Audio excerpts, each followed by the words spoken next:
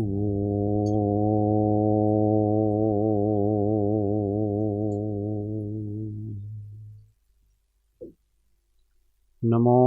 अरिहन्ताणं नमो सिद्धाणं नमो आयर्याणं नमो उवज्जायाणं नमो लोये सव्वसाहुणं तेसो पञ्चणमुकारो सव्वपावपणासण मङ्गलाणं च सव्वेसिं पडमं हवै मङ्गलम्।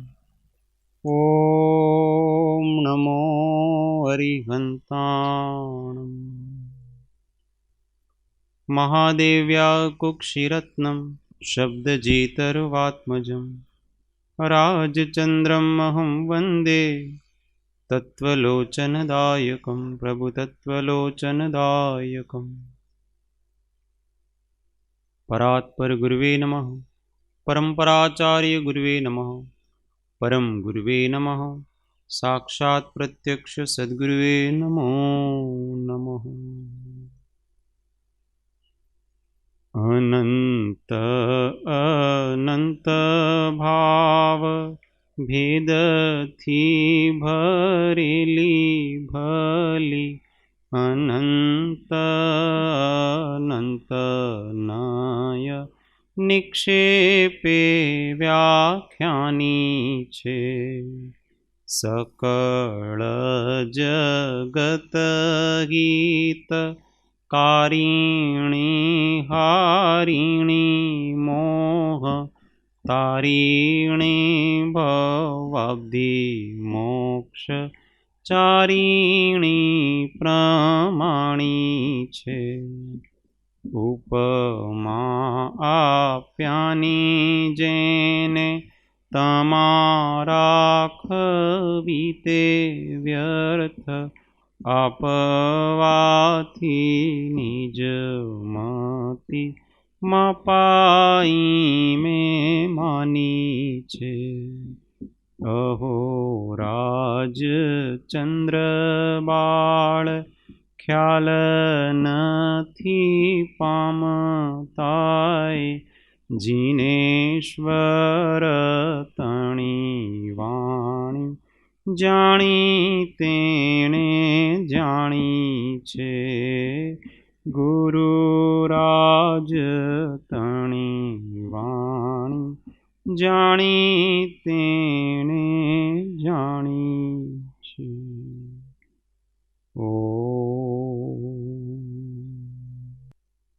जय सद्गुरुवंदन। जय जय जय सद्गुरु। स्वाध्याय माजे आत्मबोध शतक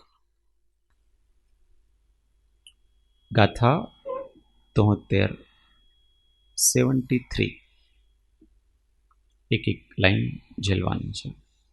हे ये तत्व का ज्ञान किया जो मात्र हेय के लिए नहीं। हे ये तत्व का ज्ञान किया जो मात्र हेय के लिए नहीं। उपादेय की प्राप्ति हेतु ही ज्ञेय ज्ञान हो जाय सही। उपादेय की प्राप्ति हेतु ही ज्ञेय ज्ञान हो जाए सही। ज्ञायक मेरा रूप सुहाना ज्ञाता मेरा भाव रहे। ज्ञायक मेरा रूप सुहाना ज्ञाता मेरा भाव रहे। ज्ञान संग में अनंत गुणयुक्त चिन्मय मेरा धाम रहे। ज्ञान संग में अनंत गुणयुक्त चिन्मय मेरा धाम रहे। हे तत्व का ज्ञान किया जो मात्र हेय के लिए नहीं। उपादेय की प्राप्ति हेतु ही ज्ञेय ज्ञान हो जाय सही। ज्ञायक मेरा रूप सुहाना, ज्ञाता मेरा भाव रहे। ज्ञान संग में अनंत गुणयुत चिन्मय मेरा धाम रहे। ज्ञान संग में अनंत गुणयुत चिन्मय मेरा धाम रहे। हेय तत्व का ज्ञान किया जो मात्र हेय के लिए नहीं। हेय ज्ञेय उपादेय का अपन ज्ञान करते हैं कि ये वस्तु अपनानी नहीं चाहिए, इसको अपनाना चाहिए। तो हेय तत्व का ज्ञान किया तो मात्र हेय के लिए नहीं हो,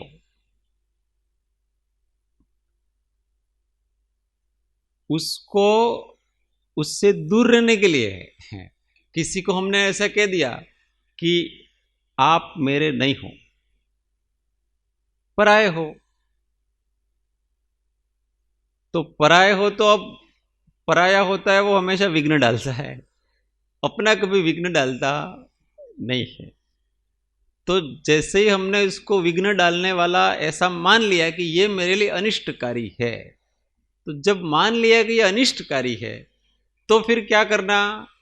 केवल इतना मान करके खुश नहीं रहना, उससे दूर रहने का प्रयत्न करना, उसका अपरिचय करने का प्रयत्न करना कि ये मेरे घर में घुस नहीं जाए। ऐसे ही काम, क्रोध, लोभ, मोह, मद, ईर्षा, द्वेष, निंदा, ये जितने भी दुर्गुण हैं, इनको हमने हेय जान लिया कि ये हेय हैं।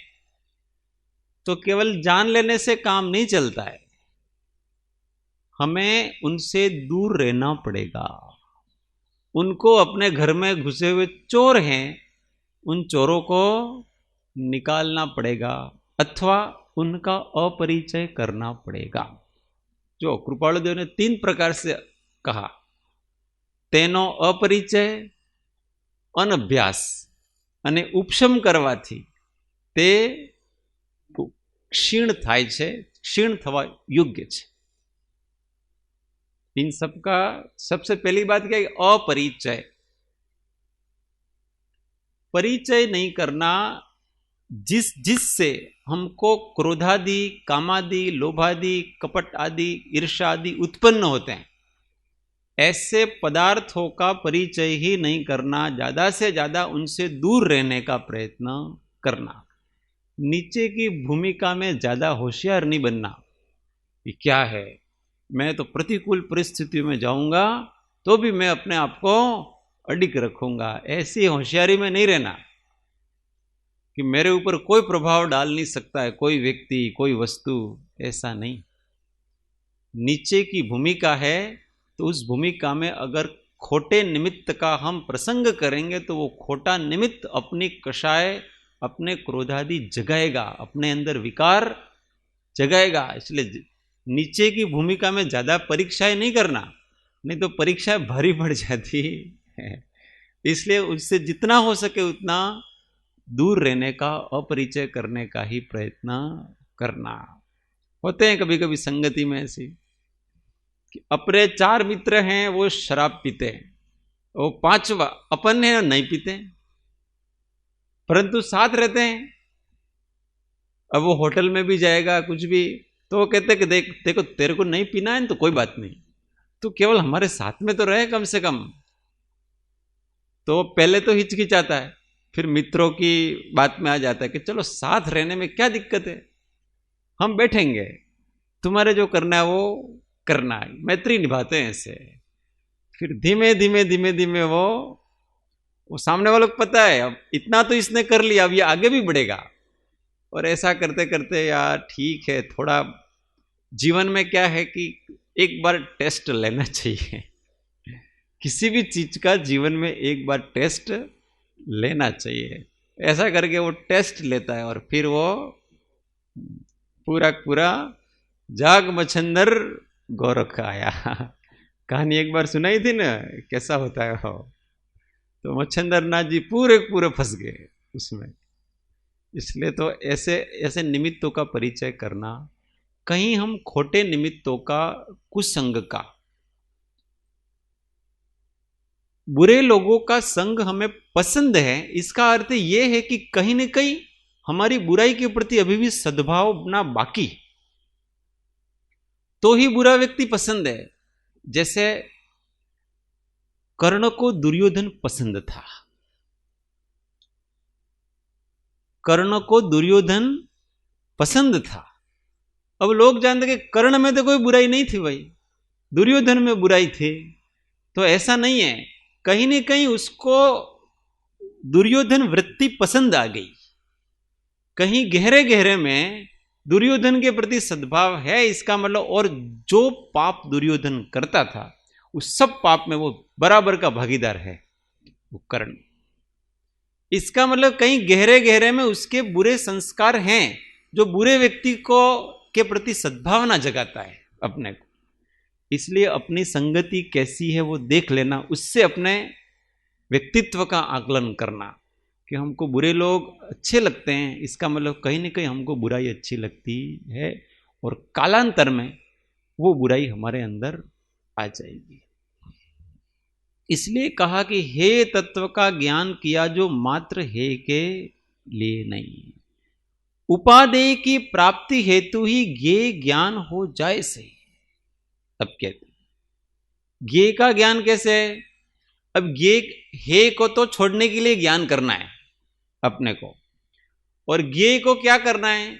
ज्ञेय को तो हमको छोड़ना भी नहीं है, परंतु उपादेय की प्राप्ति में, उस रास्ते में जो तत्व ज्ञान में आते हैं वो आ जाए तो आ जाए, इसमें क्या दिक्कत है? उससे हमको कोई लेना देना नहीं है। हम रास्ते में जा रहे हैं, गाड़ी में जा रहे हैं, बहुत सारे ट्रेन में जा रहे हैं, हम खिड़की पे बैठे हैं, तो बहुत सारे वृक्ष आ रहे हैं, कोई रेलवे स्टेशन आ रहा है, कोई क्या आ रहा है, और बहुत सारी चीजें आ रही हैं, उससे हमको क्या लेना देना? हमको तो चलने से मतलब, हम तो अपने रास्ते पे चल रहे हैं। उनका ज्ञान कदाचित हो जाए तो भी ठीक है, और कदाचित नहीं हो जाए, नहीं हो तो भी ठीक है, ज्ञान में आ रहा है तो आ रहा है। मुख्य तो है और उपादेय ही है। तो उपादेय के मार्ग पे चलते चलते हमारे सामने संसार के कुछ लोग आ जाएं, कोई सी परिस्थिति आ जाएं, कर्मों के उदय आ जाएं, तो सबको एक बाजू करते करते चलते जाएं। ज्ञेय का मतलब होता है जो केवल जानने मात्र के लिए है, न उसको छोड़ना है न उसको अपनाना है, उसका नाम ज्ञेय कहलाता है। ऐसे ज्ञेय कुछ भी आ जाए, कितने भी आ जाए। दुकान पे बैठे तो दुकान पे बैठने वाला जो व्यापारी है उसके लिए हेय और उपादेय क्या है?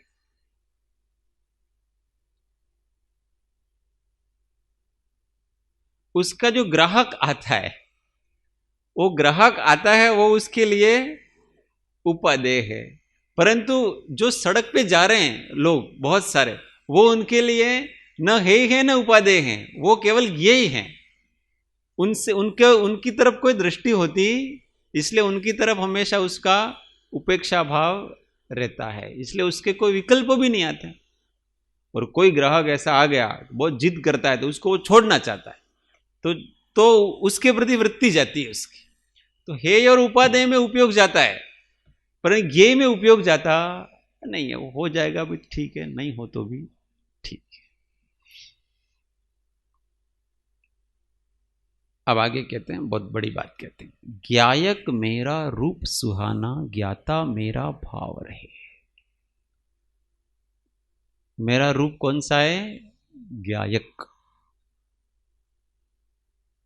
ज्ञायक किसे कहते हैं?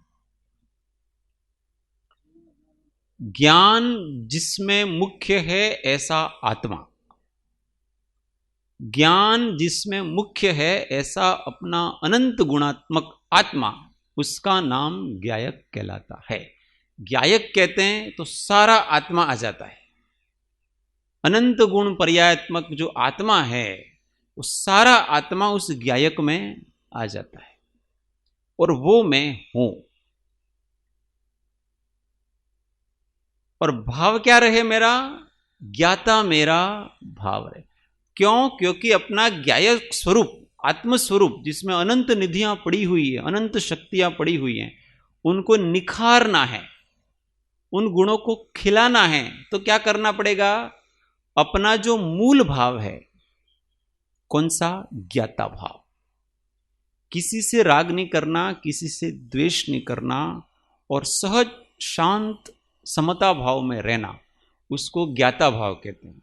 तो उस ज्ञाता भाव का आश्रय करना पड़ेगा। उससे हमारा धीमे धीमे हमारी आत्मा की शक्तियां हैं वो निखरती है। कुछ मत करो, समता में रहो, तो पूरा आत्मा खिलता है। धीमे धीमे धीमे एक एक एक एक शक्तियां खिलती है। साधक को और तो कुछ करना नहीं है, साधक को केवल समता भाव में रहना है। और समता भाव में रहने के लिए ज्ञान, ध्यान, तप, त्याग, पूजा वगैरह ये जितने भी हैं, वो उपवास, ये सब समता भाव में रहने के लिए ही हैं। और जैसे जैसे समता भाव बढ़ता जाता है, वैसे वैसे उसके अंदर की शक्तियां खिलती जाती। खुद व्यक्ति को ही, साधक को ही पता नहीं चलता है कि मेरे अंदर क्या क्या अंदर रिद्धियां आ गई हैं। सच्चा कोई साधना करता है ना, तो उसके अंदर ऐसी बहुत सी चीजें ऑटोमेटिक उस पवित्रता से, ज्ञाता भाव के अभ्यास से धीमे धीमे धीमे धीमे आ जाती हैं। तो अपने को तो केवल ज्ञाता रहने का भावना करना कि मुझे तो केवल ज्ञाता रहना है, अर्थात हर एक परिस्थिति को शांत भाव से सहन करना। क्योंकि मेरे साथ जो भी होता है वो सब मेरा किया हुआ है, इसलिए अपने को शांत भाव से हर परिस्थिति को सहन करना और नया नहीं बांधे, सहज शांति। ज्ञान संग में अनंत गुणयुक्त चिन्मय मेरा धाम रहे। ज्ञान के संग में अनंत गुणयुक्त चिन्मय चैतन्यमय मेरा धाम है। वही ज्ञायक, वही ज्ञाता भाव है, वो मेरा धाम है। उसका कैसे भी करके, हे चेतन, हे आत्मन, उसका निश्चय पहले करना पड़ता है। सबसे पहली बात तो गाड़ी वहीं आकर के अटक जाती है कि जीव को अपने स्वरूप का निश्चय ही नहीं है। निश्चय के कृपालुदेव कहते हैं, आ जीवनो सौथी मोटो दोष हो तो कयो छे? अनिश्चय। अपना ही निश्चय नहीं। इसलिए निश्चय करना चाहिए। उसके लिए बारंबार बारंबार अभ्यास। उसके लिए फुटनोट में कृपालुदेव ने शायद उपदेश नोंद में फुटनोट बहुत अच्छा दिया है। अपना निश्चय कैसे करना, कि मैं कौन हूं, उसका निश्चय कैसे करना, उसको बहुत अच्छा, बहुत लंबा है वो, पर उसका शॉर्ट ऐसा है कि सबसे पहले तो अपने शरीर से जो बाहर की चीजें, उन सबसे अपने को अलग करने का, ये मैं नहीं। फिर इस शरीर में इंद्रियों से जो जो ग्रहण करते हैं हम, कि दर्शनेंद्रिय के जो जो विषय हैं वो मैं नहीं, कर्णेंद्रिय के जो जो विषय हैं वो मैं नहीं, स्पर्शेंद्रिय के जो जो विषय है वो मैं नहीं, घ्राणेंद्रिय के जो जो विषय है वो मैं नहीं। ऐसा करके जितने भी विषय हैं उनसे अपने उपयोग को धीमे धीमे अलग कर दिया। फिर मन के जितने विषय हैं, मन के जितने संकल्प विकल्प हैं, उनसे अपने को अलग कर दिया। फिर शरीर से अलग कर दिया कि ये शरीर में ये जो पैर का अंगूठा है वो मैं नहीं, पंजा है वो मैं नहीं, ये जो घुटने हैं वो, ये पैर है वो मैं नहीं, घुटने में नहीं, जंघा नहीं। ऐसा करके दूसरे पैर को, दोनों पैरों को अलग कर दिया। फिर शरीर को अलग कर दिया, पेट को अलग कर दिया कि वो भी मैं नहीं, छाती भी मैं नहीं, गर्दन भी मैं नहीं, हाथ की अंगुलियां भी मैं नहीं, हाथ का पंजा भी मैं नहीं, कलाइयां भी मैं नहीं, हाथ भी नहीं, बाजुएं भी मैं नहीं। ऐसा करते करते ये गर्दन भी मैं नहीं, सिर भी मैं नहीं, कान भी नहीं, आंख भी नहीं, होंठ भी नहीं, मस्तक भी नहीं, बाल भी नहीं, इनमें से मैं कुछ नहीं। सबसे अलग करते जाओ, अलग करते जाओ, अलग करते जाओ, और बाद में जो मैं नहीं, मैं नहीं, मैं नहीं, मैं नहीं, मैं नहीं, मैं नहीं, मैं नहीं, ऐसा नेति नेति करते करते करते करते जो बाद में उसका ज्ञाता बचता है और कोई नहीं बचता है। इन सबको सहज जानने वाला जो तत्व है वो बाकी रहता है। उस तत्व को वो मैं हूं, ऐसा पहला बुद्धि में बारंबार बारंबार निश्चय करना चाहिए। फिर जैसे जैसे बारंबार ये निश्चय होता जाएगा और जैसे जैसे अब ये मैं नहीं हूं, तो जो मैं नहीं हूं उसके प्रति अपने को वो हे तत्व है, और हे तत्व के प्रति अपने को सहज उदासीनता आनी चाहिए। और जैसे जैसे वो उनके प्रति उदासीनता वैराग आएगा तो अपना जो मैं जो हूं ना, ज्ञायक भाव ज्ञाता, उसका स्वसंवेदन होने लगेगा। वो भाव पकड़ में आएगा धीमे धीमे, अपना स्वतत्व पकड़ में आएगा। जब पर तत्व के प्रति उदासीनता छाएगी तो स्वतत्व का वेदन धीमे धीमे स्वसत्ता का वेदन होने लगता है। और वो स्वसत्ता है वो कैसी है? अतीन्द्रिय आनंद, जहां केवल आनंद आनंद और आनंद, आनंद के अतिरिक्त वहां कुछ नहीं है, ऐसा स्वसत्ता का भास। इस अभ्यास से ये 24 घंटे का अभ्यास होता है। ऐसा करते करते करते करते निश्चय होता है। निश्चय होने के बाद फिर धीमे धीमे व्यक्ति वीतराग हो जाता है। यही मनुष्य भव में करने जैसा है। इस मनुष्य जीवन में कुछ करने जैसा काम है तो यही काम है, और कोई काम है नहीं। दूसरी गाथा चमुत्तर, एक एक लाइन झेलना। प्रतिवस्तु की अपनी अपनी मर्यादाएं होती है। प्रतिवस्तु की अपनी अपनी मर्यादाएं होती है। भिन्न चतुष्टय सबके अपने निज में परिणति होती है। भिन्न चतुष्टय सबके अपने निज में परिणति होती है। एक क्षेत्रावगाह चेतन तन फिर भी भिन्न भिन्न रहते। एक क्षेत्र अवगाह चेतन तन फिर भी भिन्न भिन्न रहते। निज निज गुणमय पर्यायों में द्रव्य नित्य परिणम करते। निज निज गुणमय पर्यायों में द्रव्य नित्य परिणम करते। प्रतिवस्तु की अपनी अपनी मर्यादाएं होती है।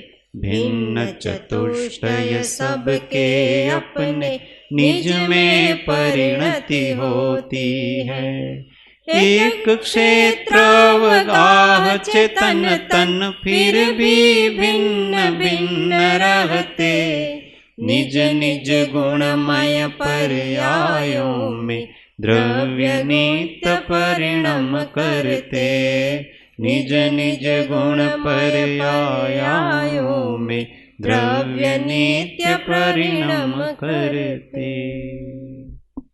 प्रति वस्तु की अपनी अपनी मर्यादाएं होती हैं। प्रत्येक वस्तु की अपनी सीमा है। सीमा का मतलब क्या समझना? वहां उसके आगे उसका कुछ चलेगा नहीं, उसका नाम सीमा। भारत पाकिस्तान तो वो सीमा है, उस सीमा के आगे पाकिस्तान में अपना नहीं चलेगा ना, पाकिस्तान वालों को अपना नहीं चलेगा। परंतु कोई सीमा लांघने का प्रयत्न करता है तो क्या होता है? फाइटिंग होती है। वो सीज फायर तोड़ते हैं ना पाकिस्तान वाले, तो क्या होता है? संघर्ष होता है, लड़ाई होती है। चीन वाले ने भी सीमा लांघ दी, लड़ाई हुई, अपने भी सैनिक मरे और उनके और ज्यादा मरे उनके। तो सीमाएं लांघता है जब द्रव्य, कोई भी द्रव्य, तो वो दुखी होता है। फाइटिंग होती है, संघर्ष होगा तो दुख होगा। इसलिए कहते हैं कि सबकी अपनी अपनी सीमाएं। जीव तत्व की सीमा क्या है? वो केवल अपने जानने देखने का सहज शांत भाव से इस जगत को नाटक की तरह देखता हुआ अपना जीवन जी के चला जाए, ये इसकी सीमा में बस सहज शांत ज्ञाता दृष्टा रहना, इतने ही उसकी सीमा है। बाकी जो हमने मान लिया है वो तो हम कर्म के उदय को भोग रहे हैं। हम जो जो भी कर रहे हैं ना, वो हमारा काम नहीं है, पूर्व में किया हुआ अभ्यास है, उसी को भोग रहे हैं हम।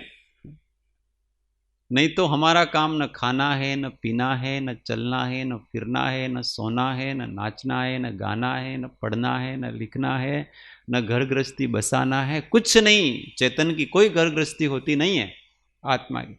ये तो अनंत जन्मों का अभ्यास करते करते आ रहे हैं हम, इसी में अनादिकाल से जीव अज्ञानी है, तो इनका अभ्यास हो गया है। काम, क्रोध, लोभ, मोह, परिग्रह, आहार, भय, मैथुन, परिग्रह, निद्रा, इसका ये अनादिकाल से चल रहा है। तो हम किसी को कहते नहीं भोजन करना है ना, वो दोष है, तो कहते भोजन काहे का दोष हो गया? हाँ, क्योंकि अनादिकाल से ये भोजन करता आ रहा है, इसलिए उसको अब वो सहज हो गया। सहज हो गया इसलिए उसको दोष नहीं मान रहा है। क्या मान रहा है? ये तो होता है ना, इसमें कौन सी बड़ी बात है। सोना दोष है ऐसा कहते हैं, सोना तो पड़ता ही है, फ्रेश कैसे रहेंगे? तो वे आत्मा में निद्रा नहीं है, जिसके दर्शनावणी कर्म समाप्त हो गया वो बिना सोए फ्रेश रहता है। भय, कोई डरते क्यों? डर अपना स्वभाव नहीं है, तो डरना तो पड़ता ही है, डरते ही रहते हैं। छोटा बच्चा जन्मता है ना, उसको भी पहले डराते हैं।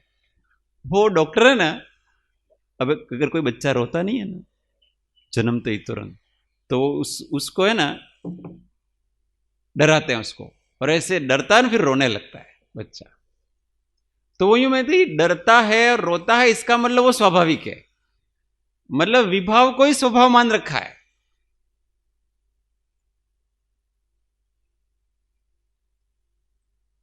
मैथुन आदि क्रियाएं जो घर गृहस्थी की क्रियाएं हैं सारा, तो गृहस्थ जीवन तो होता ही है, इसमें कौन सी बड़ी बात? अगर गृहस्थ जीवन है तो संसार कैसे चलेगा? हाँ, तो भाई अनादिकाल से कर रहा है, अब समझ मिली है तो इस संसार को मिटाना है। जो बहुत लंबे समय से हम किसी दोष को कर रहे होते हैं, तो वो दोष हमको दोष नहीं लगता है, वो दोष हमको गुण लगता है, स्वाभाविक नैसर्गिकता लगती है। तो ऐसे ही जितने दोष कर रहे हैं वो हमको सब, ये तो क्या है, स्वाभाविक है। और जो कुछ ऐसे बहुत से ऐसे दार्शनिक भी निकलते हैं फिर कलयुग में, तो कि ऐसा प्ररूपणा करते हैं कि ये सब तो मानव की आवश्यकताएं हैं, आहार, भय, मैथुन और भी ईर्षा, क्रोध, ये तो जन्मजात बच्चा लेकर के आता है, इसलिए तो स्वाभाविक हैं। इनके आप साथ छेड़छाड़ी मत, इनको खत्म करने का प्रयत्न मत करो आप, ये तो नैसर्गिक वस्तु है, प्राकृतिक है। तो भाई भगवान कहते हैं ये प्राकृतिक नहीं है, अप्राकृतिक है, पर अनादिकाल से तू सेवन करता आ रहा है, इसलिए तुझे अभी नेचुरल लग रहा है। प्राकृतिक लग रहा है, प्राकृतिक है नहीं। स्वभाव तो अपना अनंत ज्ञान, अनंत आनंद, अनंत सुख, अनंत शक्ति, शांत निराकुल, ऐसा स्वभाव जीव का है। तो अपनी मर्यादा में रहें। चेतन की मर्यादा है अपना चैतन्य भाव है, जड़ की मर्यादा उसका जड़ भाव है। दोनों अपनी अपनी मर्यादा में रहे तो ठीक है, चेतन जड़ नहीं हो सकता और जड़ चेतन नहीं हो सकता। और एक दूसरे को करने का प्रयास करेंगे तो खुद में विकृति आएगी। देखो, हम परद्रव्यों को भोगने आदि का करते आदि बनने का प्रयत्न करते तो हमारे अंदर विकृति आती है, हमारे अंदर कर्तापना आता है, हमारे अंदर फिर राग द्वेष उत्पन्न होता है और हम ही विकारमय हो जाते हैं। और जो कर्म है, ये पुद्गल वर्गणाएं हैं, वो जीव के भावों को, जीव को प्रभावित करने का प्रयत्न करती हैं जब, उस समय वो पुद्गल वर्गणाएं कर्मरूप होती हैं, मतलब वो भी अपना स्वरूप को विकृत कर देती, वो भी अपना स्वरूप खो देती, अपना जो पुद्गल का स्वाभाविक स्वरूप है वो खो देता है। वो जीव भी अपना स्वाभाविक स्वरूप खो रहा है, पुद्गल भी अपना स्वाभाविक स्वरूप खो रहा है, दोनों ने अपना स्वरूप खो रखा। क्यों? एक दूसरे की सीमा को लांघते हैं, इस कारण से। तो अपने अपनी सीमाओं में रहे, तो किसी प्रकार की कोई गोलीबारी करने की जरूरत नहीं है, शांति बनी रहेगी अपने जीवन में। भिन्न चतुष्टय सबके अपने निज परिणति होती, सबके अपने अपने स्वद्रव्य। चतुष्टय का मतलब होता है 4, स्वद्रव्य, स्वक्षेत्र, स्वकाल, स्वभाव, इसको चतुष्टय कहते हैं। स्वद्रव्य में अपना चेतन द्रव्य है जो अनंत गुणात्मक है, उसको स्वद्रव्य कहते हैं। स्वक्षेत्र कौन सा? अपना आत्मा, असंख्य प्रदेशी अपना जो आत्मा है, अरूपी आत्मा, शरीर नहीं, शरीर के अंदर रहा हुआ अपना अरूपी अनंत असंख्यात प्रदेशी आत्मा है, वो अपना स्वक्षेत्र है, हम उसी में रहते हैं, और जगह नहीं रहते हम।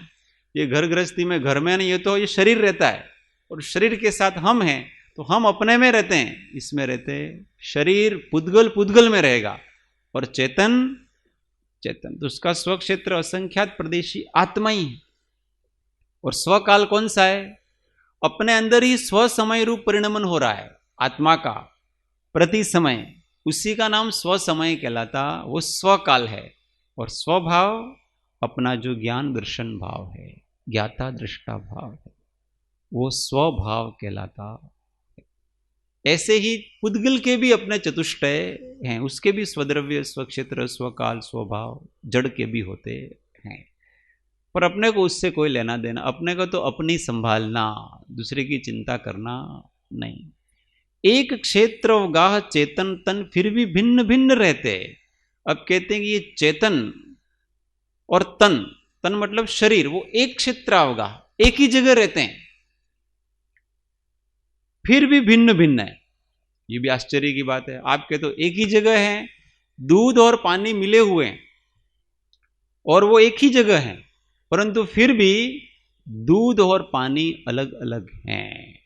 दूध अपना दुग्धत्व नहीं छोड़ता है, पानी अपना जलत्व नहीं छोड़ता है।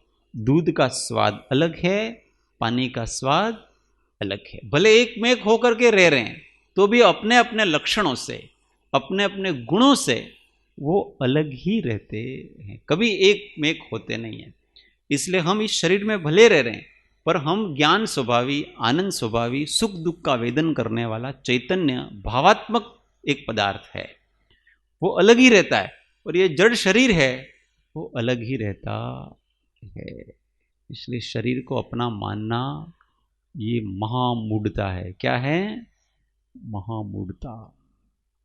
ये शरीर अपना है ऐसा जगत में कहा जाता है, कहा जाना अलग बात है, पर अपना होना अलग बात है। अपना जो होता है वो सदैव अपने साथ रहता है, तीनों काल में। भूतकाल में जो हमारे साथ था, वर्तमान काल में जो हमारे साथ है, और भविष्य काल में जो हमारे साथ रहेगा, वो ही अपना है। बाकी सब सपना है, बाकी सारा का सारा सपने की तरफ भूल जाना चाहिए। क्योंकि शरीर है, अपने साथ हमेशा नहीं रहता है ना, रहता तो कोई मरता ही नहीं, सब मरते हैं, छूटता है, इसलिए अपना नहीं। जब शरीर अपना नहीं है, तो फिर पुत्र, पिता, पत्नी, माता, कुटुंब, समाज, देश, दुनिया, धन दौलत, खेत, गाय भैंस, ये अपने कहां से हो गए? जब यही अपना नहीं तो वो कहां से हो गए? वपुर ग्रहम धनम दारा पुत्रा मित्राणि शत्रवः सर्वथा अन्य स्वभावानि मूढ़ स्वानि प्रपद्यते। वपु मतलब शरीर, ग्रह मतलब घर, फिर धनम मतलब धन, दारा मतलब पत्नी, मित्र, शत्रु, ये सब पर हैं। मूढ़ सर्वथा अन्य स्वभावानि, अन्य स्वभाव वाले हैं। मूढ़ स्वानि प्रपद्यते, मूढ़ है वो अपना समझता है, ये मेरा शत्रु। काहे का शत्रु हो गया? अपन चैतन्य तत्व हैं, वो सामने वाला अपने को देख भी नहीं पा रहा है, तो हम उसके शत्रु कैसे हो गए? शत्रु तो ये इस शरीर को मान रहा है और शरीर तो वो है नहीं, तो शत्रु कहां से हुआ? शत्रु तो हुआ ही नहीं ना। जो अपने आप को शरीर मानता ही नहीं है, तो मेरा शत्रु कहां से होगा? क्योंकि जो मुझे देख रहा है वो तो वो मैं हूं नहीं, तो कहां से शत्रु हो गया? इसलिए जो आत्मदृष्टि वाले लोग कहते हैं, उनके इस जगत में कोई मित्र शत्रु ऐसा कुछ होता ही नहीं है। इसलिए ज्ञानियों का संसार, उनका जीना अलग प्रकार से होता है, वो उनकी दुनिया ही अलग प्रकार की है, और वास्तव में तो वही जीना है, बाकी सब तो मरना है। अज्ञानी व्यक्ति क्षण क्षण मरता रहता है, और इस जगत में कोई जीता है तो ज्ञानी ही जीता है। निज निज गुणमय पर्यायों में द्रव्य नित्य परिणमन करते। अपने अपने गुण और पर्याय, गुण का मतलब क्षमा, मार्दव, आर्जव, ज्ञान, दर्शन, चारित्र, ये सब गुण कहलाते हैं। और उन गुणों का प्रति समय जो परिणमन होता है, ज्ञान का मति ज्ञान, शुद्ध ज्ञान, अवधि ज्ञान, वो पर्याय कहलाती है। जो आनंद गुण का सुख दुख आदि परिणमन होता है, वो पर्याय कहलाती हैं। दर्शन गुण का अलग अलग प्रकार के दर्शनों में होता है, वो पर्याय कहलाती है। तो ऐसा परिणमन गुण द्रव्यों का अपने आप में होता रहता है। इन सब में अपने को क्या करना चाहिए? अनुभवीने एकला आनंद मारे बुरे, अनुभवीने एकला आनंद मारे बुरे। भजवा परिभ्रम, भजवा परिभ्रम ने बीजू काई न के बुरे, भजवा परिभ्रम ने बीजू काई न के बुरे। अनुभवी ने एकला आनंद मारे बुरे, अनुभवी ने एकला आनंद मारे बुरे। अपने जितना कर्तव्य है उतना प्रेम से पूरा कर दो चुपचाप, और इस दुनिया में जैसे अपन है ही नहीं, ऐसे होकर के कोने में बैठ के अपने स्वरूप का अनुसंधान करते रहें। आगे होकर के दुनिया की उपाधियों में नहीं पड़ना। जिसको आत्मा का आनंद चाहिए उसको आगे होकर के उपाधियां नहीं लेना, और अपने उदय में जो जो आती हैं उपाधियां, उसको मीराबाई की तरह आए पड़े सो सहना जी। आगे होकर उत्साह में नहीं लेना। उत्साह किसमें रहना? अपने तो चुपचाप, ज्यादातर मौन, स्वाध्याय, भक्ति, स्वरूप अनुसंधान, बस। और जो कर्तव्य है गृहस्थी के, वो प्रेम से निभाना, और कम से कम जितने उससे निवृत्त हो सके उतने। उपाधियां बढ़ाना नहीं। आज इतना काम धंधा था, उस धंधे को और अधिक कर दिया, और अधिक बढ़ाओ। बढ़ाते तो बढ़ाते जाओगे, और फिर जब अक्कल आएगी कि ये सब तो मैंने क्या उपाधियां कर ली, मैंने टेंशन ले ली, उस समय आप कम करना चाहोगे तो कम होगा नहीं, छोड़ेगा नहीं वो पुद्गल आपको। इसलिए पहले से ही अपना जीवन बहुत सादगीपूर्ण, संतोष से बनाना। और इस शरीर में भगवत स्वरूप चैतन्य आत्मा है, उस आत्मा को प्रकट करने का पुरुषार्थ इस मनुष्य जीवन में सेवनीय है, और कुछ भी सेवनीय नहीं। ऐसा निर्णय किसी महाभाग्यवान को होता है। આપણે તેવા થવાનો પ્રયત્ન કરવો જોઈએ। इसलिए हमेशा संतों के शब्दों को बार बार सुने। सदगुरु नाते शब्द विचारता, टले मोह माया ने विकार, हरि रस पीजिए, टले मोह माया ने विकार, हरि रस पीजिए। सद्गुरु परम कृपालु त्रिलोकनाथ की जय, सब संतन की जय। आनंद घन। ओ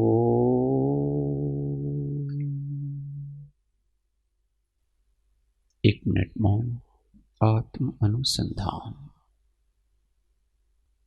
ओ शांति शांति शांति। जय सद्गुरु।